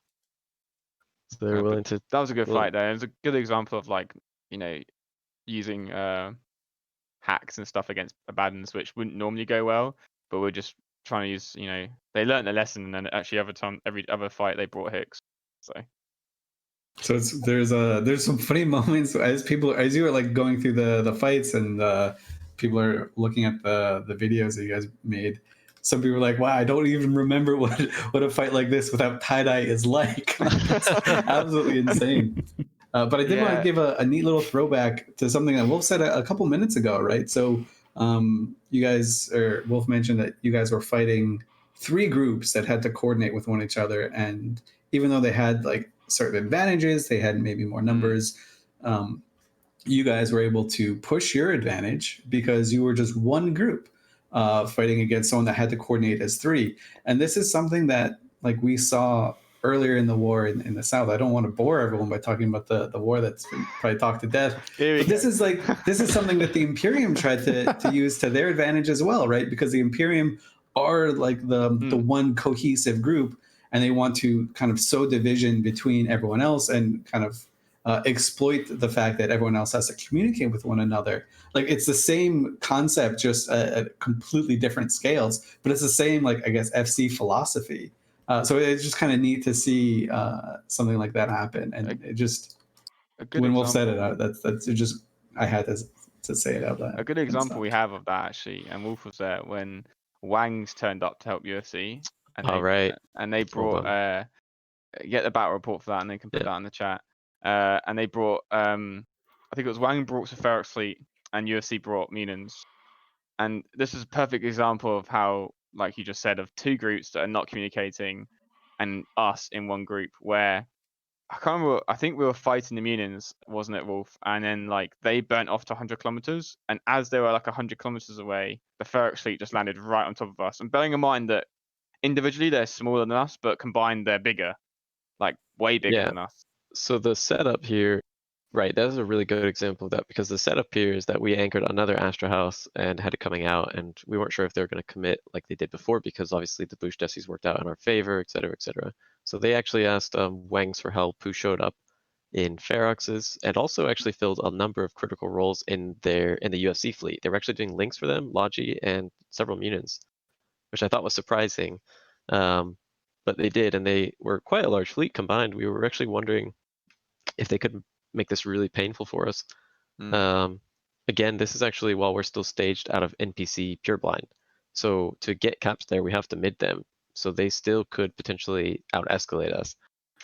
But yeah, right, as SFC described it, basically there was just this mismatch of, I don't know if it was just they weren't on voice together or what it was. The timing was well off, because right as those barracks landed, those Munins were at 80, 90 off us, which of course they're never going to kill anything from there. So, and then we just switched to them. We just basically like completely hazed the Feroxes that are right next to us, and then literally, as you know, timing is, as soon as we hazed the Feroxes, the Munins came straight back into us, like right back into us, and we just started to just. And I was literally, when I was FCing this, I was like, this is perfect. Like they're just. You know, it was great. But combined, the thing is like if they were all in one big Munin fleet, that would have been a lot difficult. I don't know if we would have taken it. I'm not sure. Like that would be a lot of Munins, man, because they had about nearly our fleet size with DPS in total. Yeah. One thing I also want to point out, this is just my shout out to small, medium groups that do fleets like these. You see the Nestor and the Vindicator on that battle report. And we had a nice moment where basically we pinged away from the fight and we had to warp back down, and their Munins were just turning right as we warped down. It was the most perfect timing. They weren't burning directly away from us, but they were, turning back in another direction, and the Vindy gets webs on anchor, and then the Nestor just smart bombs all the Munins and Simis all at the same time. That's just a little tip for you little groups out there. Mhm. But stuff like that can really 90% make or break web's these pretty fights. good on the anchor. Yeah, we always do. Yeah. We always try, and especially in a lot of our fights, and especially when I'm seeing locking down the anchor, smart bombs on enemy ships is pretty good as well. They all panic and broadcast the shields. You know, at least knows that in seeing, you know, Yeah. when that one bomb lands, you're just like, nobody broadcast, no one broadcast, and it's like, you know, Everybody 60 does. people broadcast. Yeah. Yeah. And If it's you like, oh, actually look at some of those Bassi kills, you'll see the Nestor is actually top damage by quite a margin on most of them. yeah, But because he's just sitting on top. It's kind of, so it's a little bit misleading when you look at this battle report, right? Because I'm sure there are way more Munins, but you didn't lose any DPS ships, so they just don't show up on the battle report, right? They had Like- about, I think it was about, I'd say, I won't be too like big head, but I have like 5 more Munins, I think, because the Ferox has killed most Sabers, I think. Yeah. The Ferox is killed because we were like, because as I said, they walked in at 0 and basically just cleared all the Sabers, all the Feroxes, just killed them all as we were shooting them. And props to Wang's actually just going for it again, you know. So I had one more, a little bit. So I mean, these fights are amazing. Like every time you link me a battle report, I just kind of like drift off into dreamland because they seem like just perfect fights. Like my favorite things to FC ever is like these types of fights where you can just like outmaneuver somebody or just I don't know, out escalate them, or I mean, just make the decisions faster than them, not like blob them and stuff. So that is really cool. But I want to ask, like, because it's, I guess, germane to what's going on in Eve or what's coming to Eve, the resource redistribution with more value coming to lowsec. Are you guys considering like, hey, maybe we're gonna carve out an area of lowsec to chill in? Zen, this goes for you too, right? Because Pureblind, Fade, all those areas are very close to lowsec, Caldari lowsec, right? You're like Lowtrex right exactly. there. Are you guys going to sell mining permits? I think I hope not. For like us, like I'm not sure. We'll have to see how it plays out. Like we're pretty set up here, and I think, you know, we're just gonna see. I don't think anyone can predict. I don't know. It's kind of all up in the air, isn't it? You know, and I think we're just gonna see how it plays out. We're not miners, but you know, we can always give permits. We'll see. We'll see what happens. You know. I was just wondering if it's going to be any incentive or enough of an incentive for you guys to say, okay, well, we just took this space. Let's ditch. Let's just become low sec little kings and see what happens. We're pretty set on this region, and we have our little group and that we're friends with, and that we are working together with. So we're pretty sort set up here for now. Yeah, we're mostly interested in content. We'll follow the content where it is. Follow the content. We're not always right about it, but you know, we'll try. No pun intended. Good old try. I do miss try sometimes. Sometimes, not a lot, and then I remember just how bad it ended when I was in it. And Yeah. Oh wait, no, yeah. I don't know if There were, anyone like, knows, but I ran try with War Gods just when Gast joined, and that was at the time where I think it was XX paid Nadi Secunda to defend Dronelands against us invading Dronelands and Try, and then basically Nadi and Try, the fights just like basically killed both alliances because it was terrible, and it was just awful. It was an awful war, and then we left. Terrible, but Yeah, we showed up at the end and made it even yeah, worse. you did. Yeah, you did. Yeah, and then it was over, wasn't it? It was just like game over. Like everyone just quit, and then Nadi Secunda. Yeah, What era is this? I don't know. It's Long the time slow ago. cats era still, so Yeah. it's where you could just drop 40 slow cats and the fight's over and everyone's just Yeah. bored to death. It was just so boring. Like it was, you know. I remember talking to Nitsuper Ajax Yeah. at some point in that war, and just being like, "This isn't fun." And he was like, "It's not, is it?" And I was just like, "This is rubbish." And they're being paid, and he was like, "I don't want to FC," and I was like, "I don't want to FC anymore. I don't want to be here." I think at that point, it was just so funny how it was literally on the same day. We were both just like, "This is not fun." But Yeah, anyway, He's now one of the campaign commanders, I think. he for is. NC Yeah, He's a big guy now. That could be bigger than me. you. That could be you, Could- and like Yeah. if you wanted to. Could Could've be been me. you. I've been offered a few times to do things like that among different groups in the game, but I said no. I'm happy in Volta, and I love my the corp and everybody in the corp, and I always want to.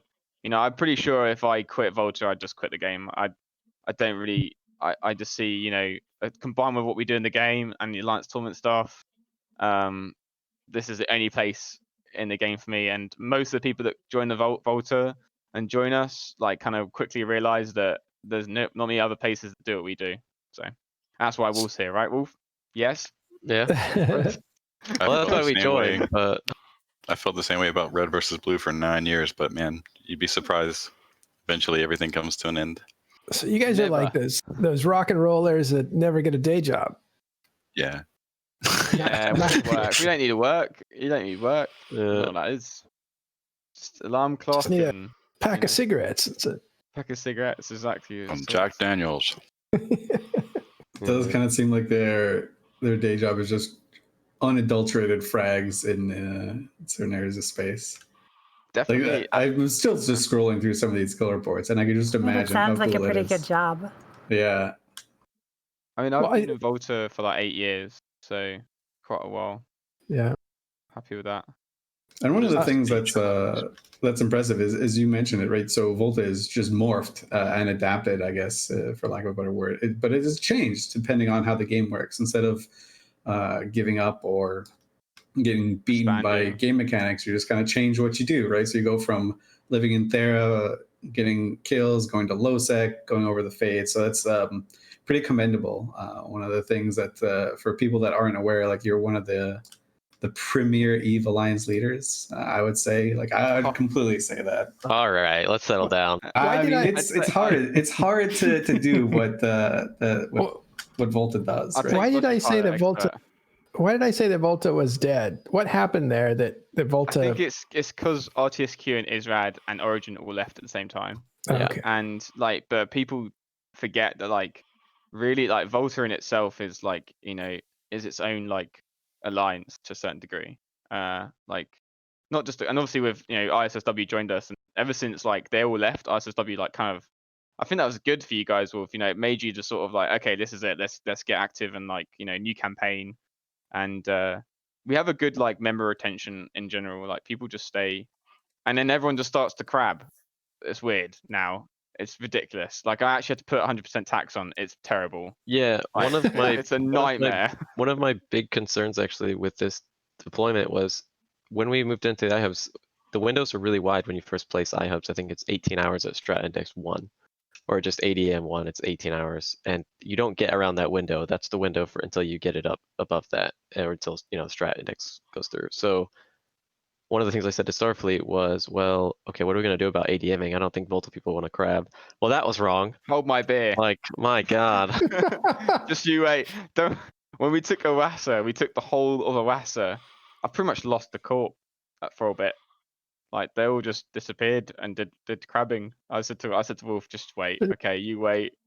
This reminds me of Vikings like raiding a town, and once they take it, they all disappear for looting. And it's like, come this on. is literally it, because they all know that we'll probably do a deployment at some point soon. I don't know. We'll see, right? And Yeah, we'll probably move. We actually, there's another aspect of this story, which is that we were getting ready to go do something else. And I obviously can't say what, because we might still do it. So we were getting ready, and then we actually had an agreement in place with UFC where we bought a bunch of Athenors from them. And then about a few hours after we bought all of the Athenors, they're all USTZ timed for 0300. And we time our stuff for EU, obviously. They turned around and they actually shot the Athenors.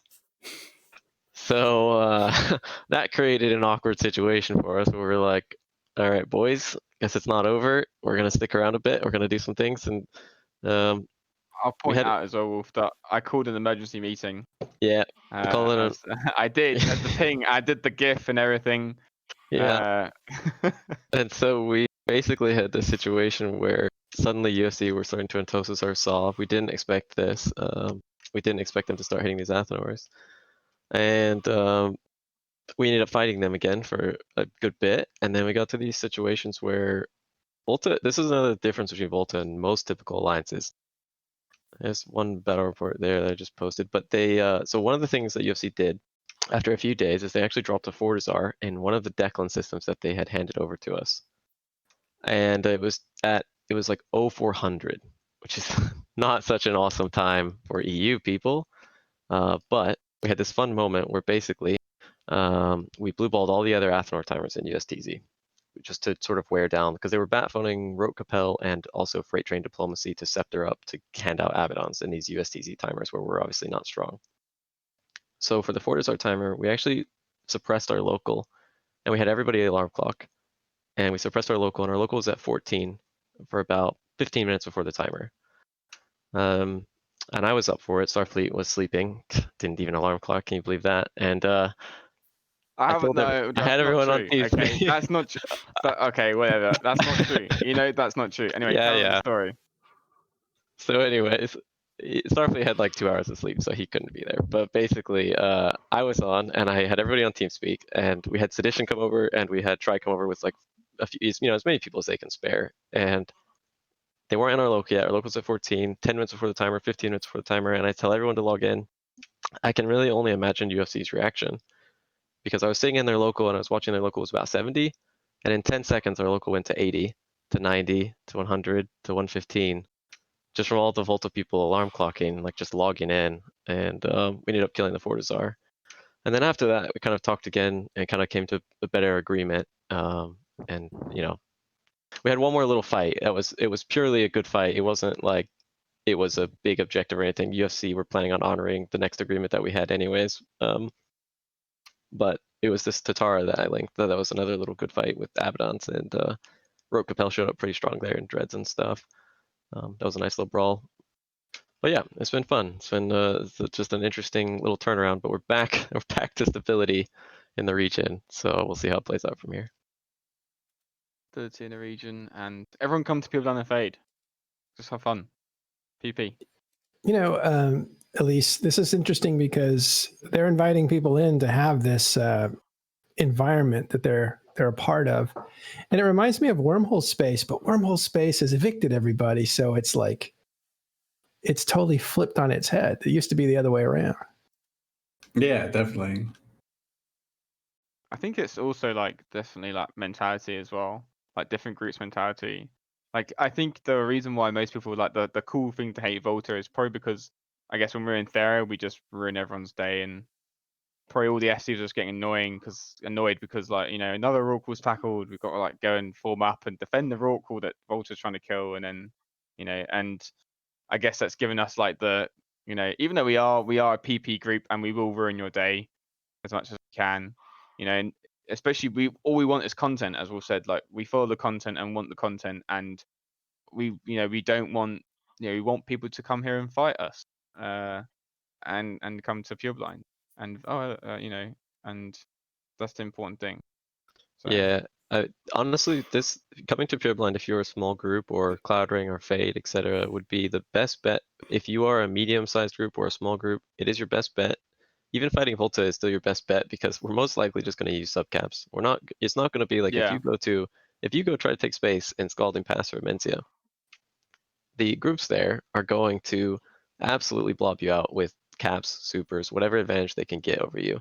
We're not interested in doing that. We just want, if you want space, we can try to find a way for you to get space. We just want fights. We're not interested in evicting small groups. If you want to try to learn subcap fights, this would be the best place to do it as a small group for sure. No doubt about it. You're not going to get blobbed with caps, etc. 100% agree with that, and can testify. Even in like, you know, you can just live in like on an NPC station if you don't want to take Solve. And we don't like also we're not gonna like, you know, as soon as we moved here and like started to like, you know, make rumbling and basically when I got a bunch of messages from like smaller groups asking, you know, like if they actually just volunteered to like just leave, you know, oh we'll just leave because like you can obviously beat us. And I was just like, no, like we're not here to just like, you know, kick, you know, Godzilla out, or I know whoever, I don't know. So as an example, Godzilla actually didn't talk to us; they just sort of kept themselves. And I was such low self-esteem from them. Well, it's just kind of like I don't want to kick anybody out, and then it's worked out well. I think everyone's having a good time, and so far no massive blobs have come up here too much. TBD on that.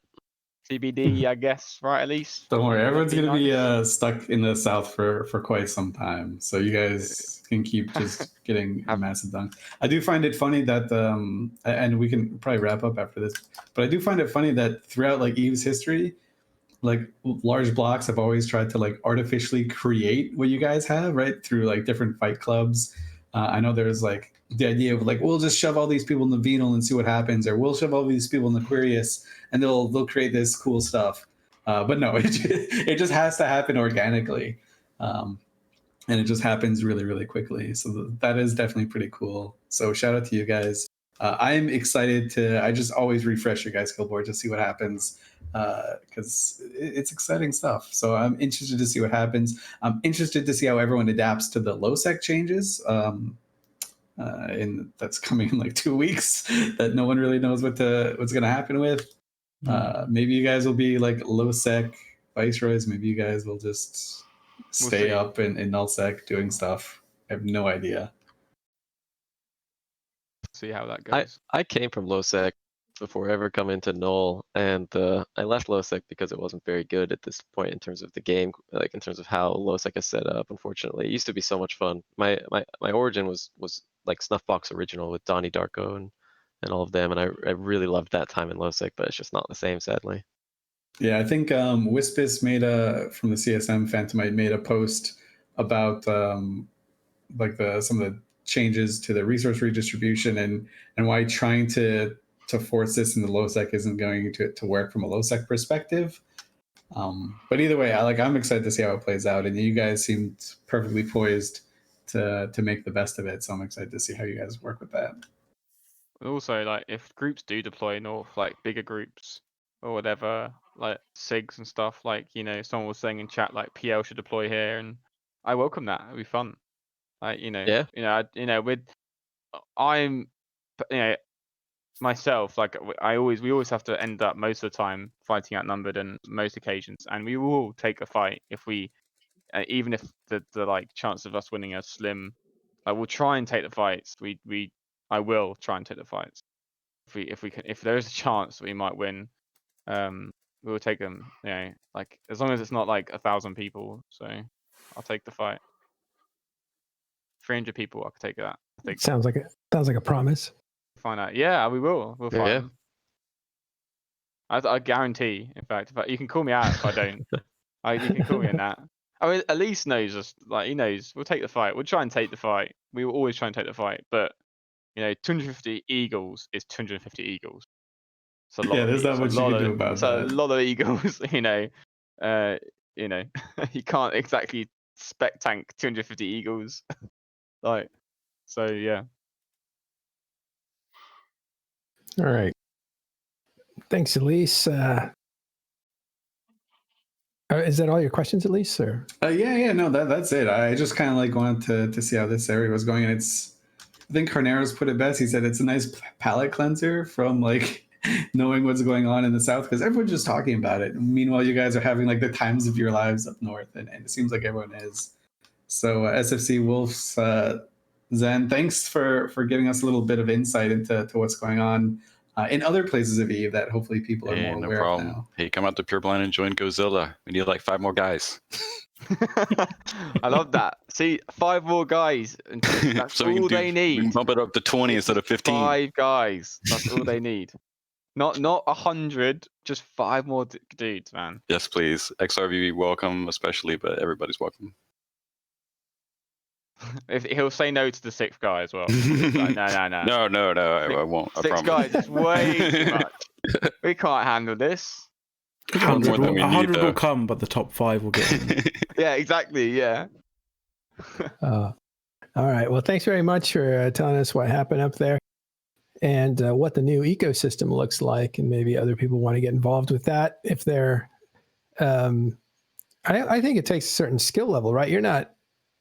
New guys probably aren't going to survive too well in this environment. I think it depends, to be honest. Obviously, if you're trying to take an entire region, we are you're gonna need a bit of oomph behind you. But to be honest, there's a lot of systems in like Cloud Ring as well, and some systems in Pureblind that are like kind of, I wouldn't say wolf like up for taking if you really want to.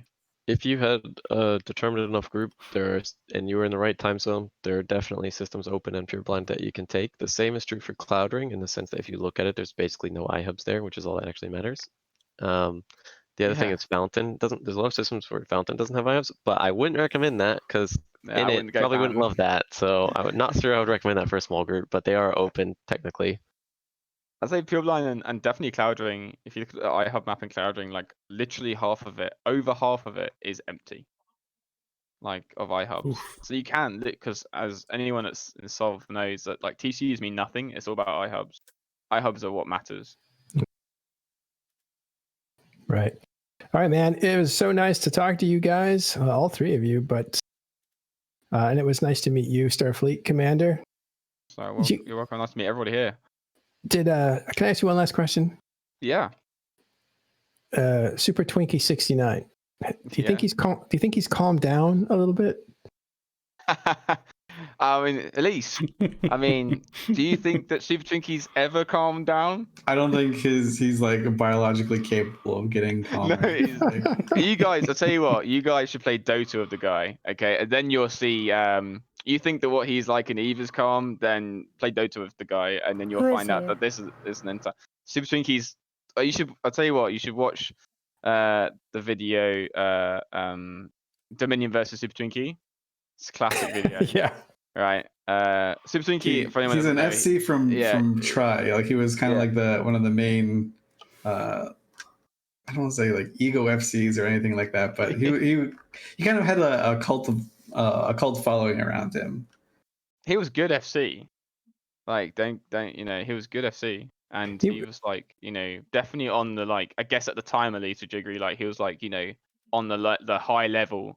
Yeah, like for all sure. all like Bob and Goonswim as well back then, and NC and all the others around at the time, or like I think it was more like D2 actually, to be honest with that, when we're going this far back. I'm not really too sure. Or like Morris Meehy and I don't know. Yeah. He was known as a screamer and very erratic. Yeah. He'd say, "Those guys are blue. Can we kill them anyway?" Like it was like he was just ferocious. The one that Bacteria linked, if you haven't seen it, I think it's nearly got 100,000 views on YouTube. You should just watch it. And that's just a good example. Like that's not a one-off fleet. That's every fleet. I was being in a fleet, and he was just like having a go with Initiative FC. I can't remember who it was. I think it was Initiative. I can't remember what fleet. And there was just in the middle of a fight, there was just two FCs arguing about who's the FC, and it was.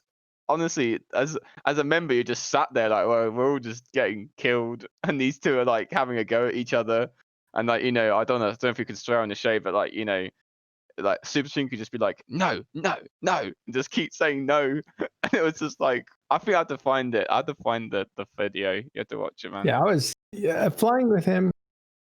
Yeah, but flying with someone like that gives you like PTSD. I think that's why I don't like it myself, but. Anyway, so that's what he was famous for, and I was just curious about that if he'd calmed down with age, but I guess not. Well, look.